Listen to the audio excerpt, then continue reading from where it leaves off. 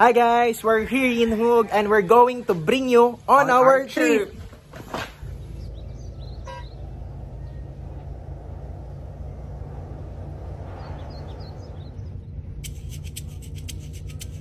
Guys, good morning. So we are the group 3 and we're off to Hingog. See you in a bit.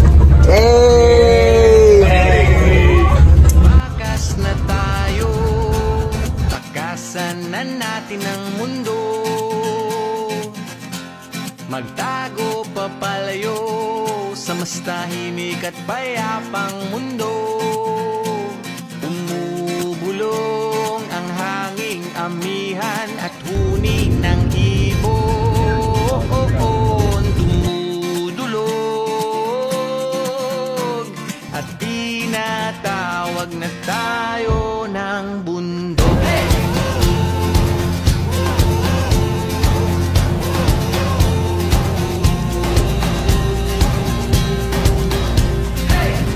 The bay in Hingog is more accurately described as the promenade by the bay, a historical port area known as the Pahayahay sa Pantalan Complex. Historically, it was the city's vital maritime hub, a port where fishermen cast their nets and traders docked. Magtago sa maingay at malabong mundo. Today, it is a recreational and cultural area that features the old lighthouse known as the Parola, a children's park, and a place to enjoy a sunset. Iyayakag na tayo ng karagatan.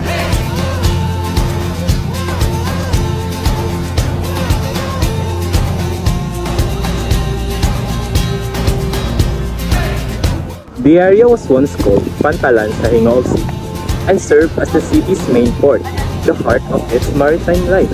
The promenade by the bay was a pier where flat-bottom boats landed.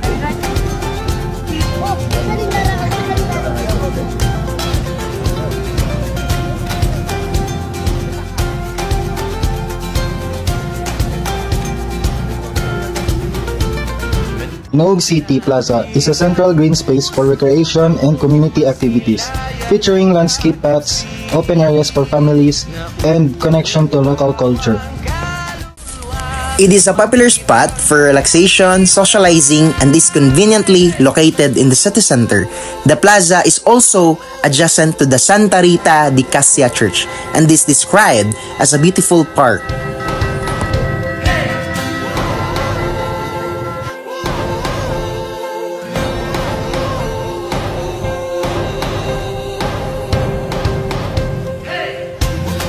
Tatak in Hingog City refers to the Tatak Hingog Arcade, which is an area built on the site of the old public market featuring giant replicas of the city major's agricultural products like lanzones, bananas, pineapples, and etc.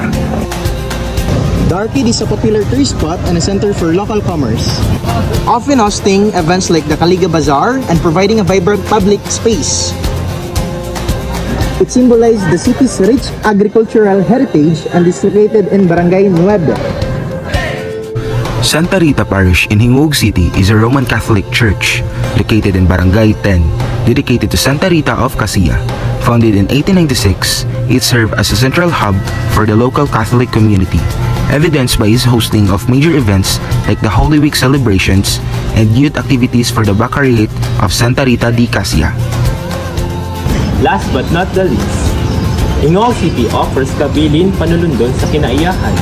It is a city museum showcasing the city's natural heritage, specifically its flora and fauna.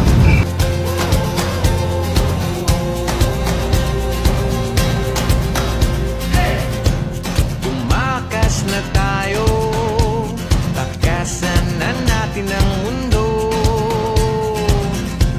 Magtago papalayo sa mas tahimik at payapang mundo. Bumubulong ang kagubatan, lagasgas ng ilog. Tumudulog at hinahanap na tayo ng kalikasan.